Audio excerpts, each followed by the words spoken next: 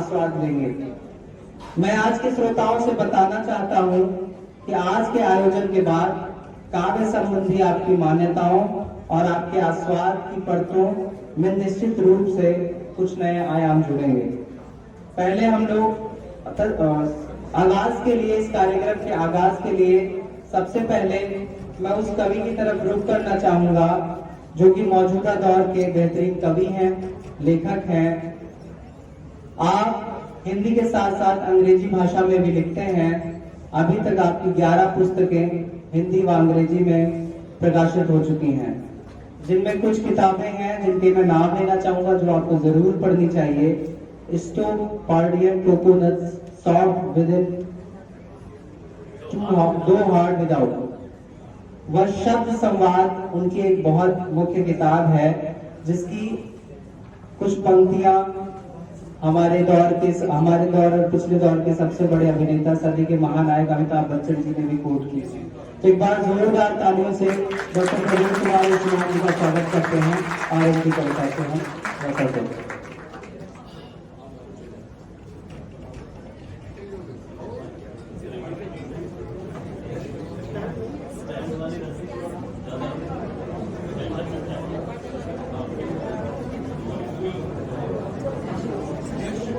जाइए मत, अभी मैं आपकी ही बात करने वाला हूं। तो अभी बहुत प्रतिष्ठित कवि लोग यहां पर मौजूद हैं। उनकी वाणी का, उनकी कविता के उद्बोधन का लाभ लेकर ही जाइए। तो आगाज करते हैं आज के इवेंट काव्यांजलि का। मैं किरोड़ीमल कॉलेज में पढ़ाता हूं अंग्रेजी और हिंदी में भी लिखता हूं। आपके लिए मैं आपके बीच का ही हूं।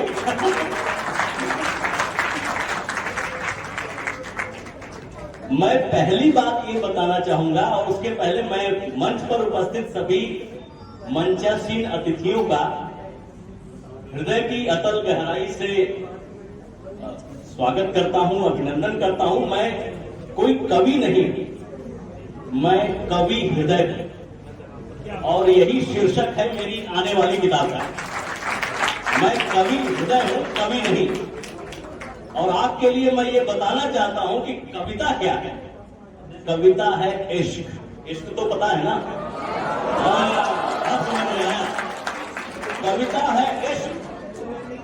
कविता है इश्क जिंदगी से, और जिंदगी में अनंत पहलू हैं, और जितने पहलुओं के प्रति कविता अपने आप को अभिव्यक्त करती है वो कहीं न कहीं कवि को ऋषि तक ले जाती है। और अगर कविता ऋषि तक न ले जाए तो समझ जाना कवि को जहां पहुंचना चाहिए वहां नहीं पहुंच पाया। इसीलिए मैं खुद को कवि नहीं कहता हूं।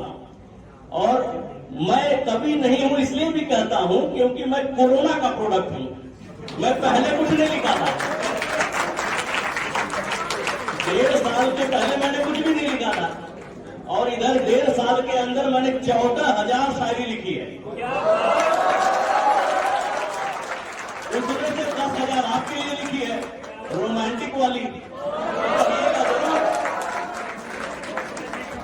तो ज्यादा समय न लेते हुए पहली बात आपकी और दूसरी और तीसरी बात आपके लिए। क्योंकि शिक्षक हूं तो कुछ दर्द भी अपना बयां करके जरूर जाऊंगा।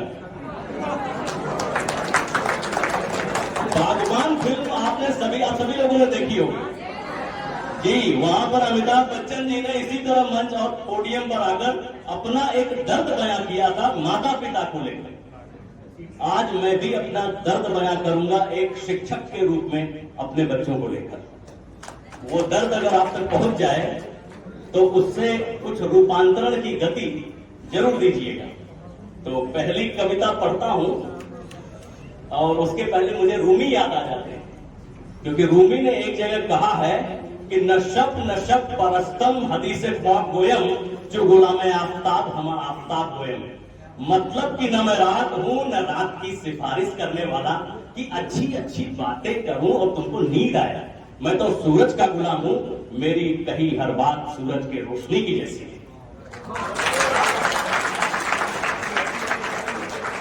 तो पहली कविता का शीर्षक है जनाब ये आज की नई पीढ़ी है। ध्यान से सुनिएगा, जनाब ये आज की नई पीढ़ी है, तोड़ दी जिसने जिंदगी की हर एक सीढ़ी है। दुखी मत होइएगा, अच्छी अच्छी बातें करूंगा और वो बातें भी करूंगा जो हमें करनी चाहिए। जनाब ये आज की नई पीढ़ी है, तोड़ दी जिसने जिंदगी की हर एक सीढ़ी है। माँ बाप से दूर भागने की कवायद है, सारी दुनिया से जिनको शिकायत है, जो नए नए फैशन में सदा चूर है, खुद को पाते जो हर वक्त मजबूर हैं, जिनको कुछ भी कोई सिखा नहीं सकता, कुछ भी ऐसा नहीं जो उन्हें कोई बता सकता, जिनको किताबों से कुछ भी मतलब नहीं, खाना पूर्ति करना ही जिनको लगता है सही, जो टीचर को क्लास के बाहर पहचानते नहीं, शिक्षा का असली मूल्य जो तनिक भी जानते नहीं। जनाब ये आज की नई पीढ़ी है, तोड़ दी जिसने जिंदगी की सीढ़ी। मैं अंग्रेजी का शिक्षक हूं, अंग्रेजियत का नहीं, इसलिए अंग्रेजी का होने के बावजूद हिंदी को बहुत पसंद देता हूं। आज सारे अंग्रेजी के प्रभाव में हैं, अपनी ही संस्कृति के अभाव में हैं।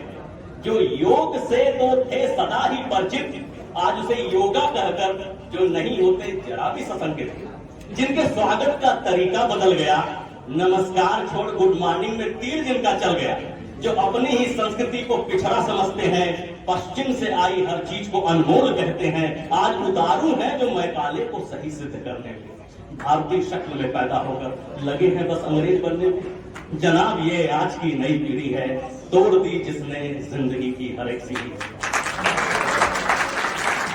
टेक्नोलॉजी का उपयोग भी है, दुरुपयोग भी है, तो मैं अगली बात कह रहा हूं कि मोबाइल इनकी दुनिया का सबसे बड़ा गुरु। उन्हें पता नहीं कि असली गुरु का अंत यहीं से शुरू है।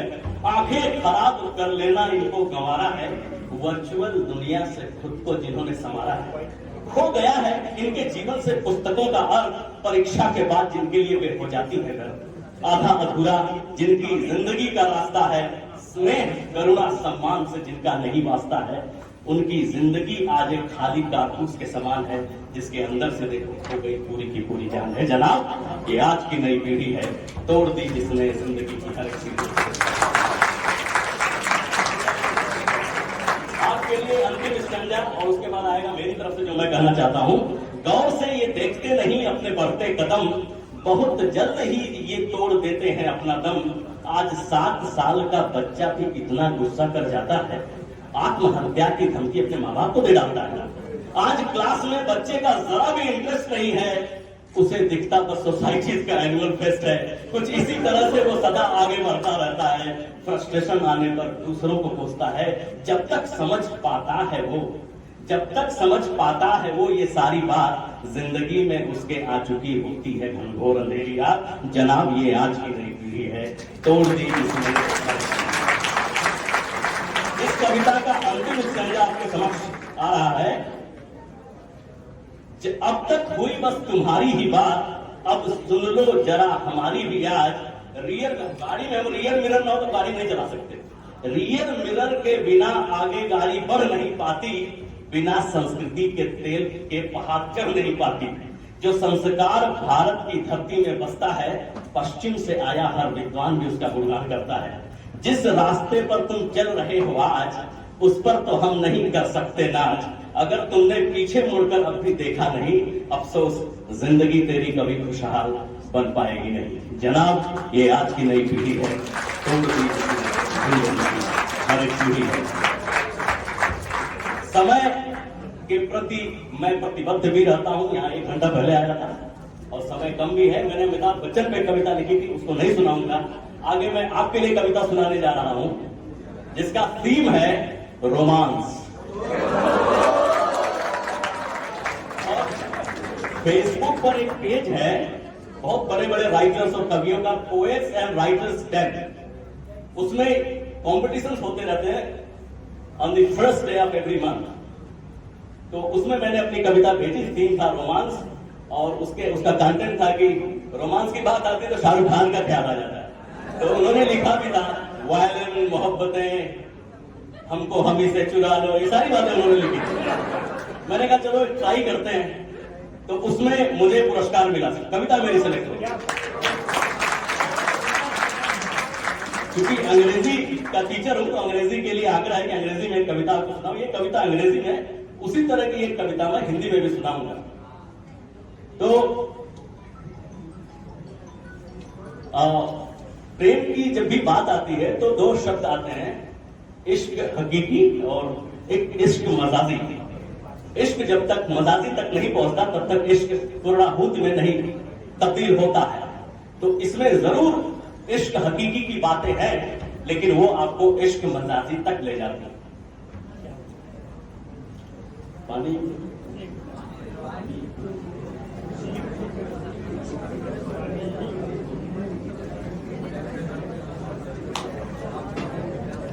कविता 6 स्टैंजास की है।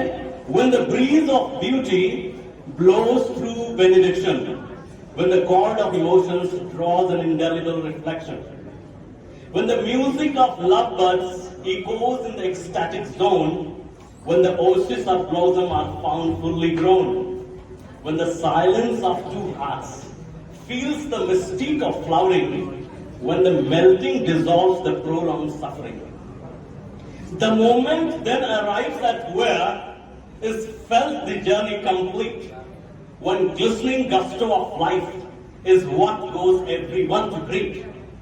Life lolls in the luminous lustre, blowing the true joy of living.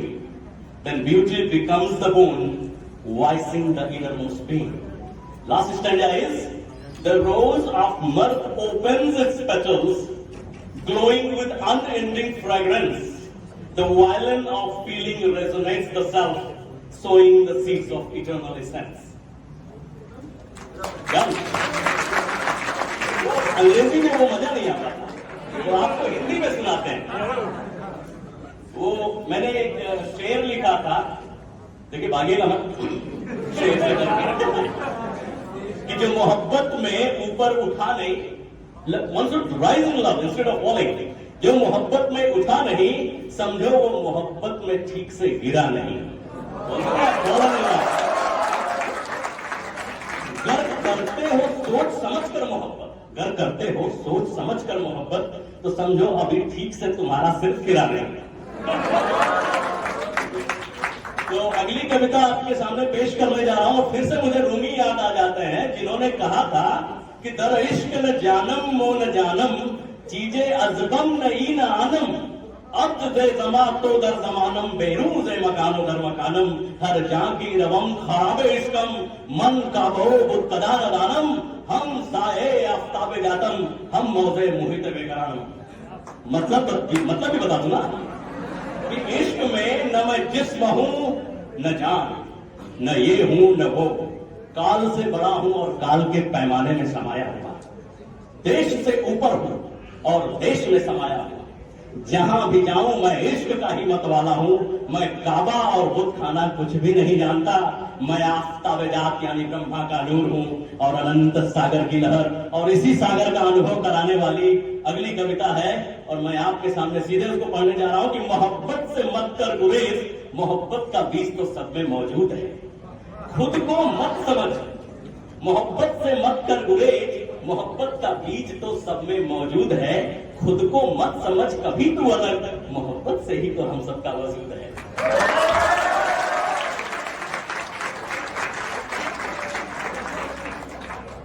जिस्म की चाह तो हर दिल में दबी रहती है, जिस्म की चाह तो हर दिल में दबी रहती है, ये और बात है कि कोई इसका कभी नहीं लेता नाम। जिस्म की चाह तो हर दिल में दबी रहती है, ये और बात है कि नाम कोई इसका कभी लेता नहीं। रूह तक पहुंचना इतना आसान भी कहा, हर कोई जिस्म भी अपनी जान गंवा देता है। मोहब्बत का फूल तो हर किसी में खिल जाता, मोहब्बत का फूल तो हर किसी में खिल जाता, मगर मोहब्बत पर नहीं ठहरती है किसी की नजर। लहरों को देख देख कर भी यहाँ पर किसी को आता नहीं है नजर समंदर। मोहब्बत जहां पर दिल से दिल मिलने का नाम है, वहां पर तो हर कोई यहाँ पर बस लड़ता है। मोहब्बत में स्वर्ग उतारने की बजाय मोहब्बत का ही वो गला घोटता है। अंतिम 4 पंक्तियां हैं। अंत में तो मोहब्बत ही अंत में तो मोहब्बत में मोहब्बत ही चूक जाती है। इसी कथानक में सबकी कहानी लिखी जाती है। कोई बिरला ही पा पाता है यहाँ मोहब्बत को, कोई बिरला ही पा पाता है यहाँ मोहब्बत को, और तभी बस लहर सागर में जाकर मिट जाती है। मेरा समय पूरा हो गया यहाँ पर। जाते जाते आपके समक्ष अपनी एक शायरी बोल जाता हूं। गर इजहार इश्क का लफ्जों से होता है ना, गर इजहार इश्क का लफ्जों से होता तो कोई इसे रोक के रख भी सकता था, मगर इश्क का इकरारनामा तो अश्कों से होता है। खुली आंखों में झलक जाता है और बंद आंखों से छलक जाता है।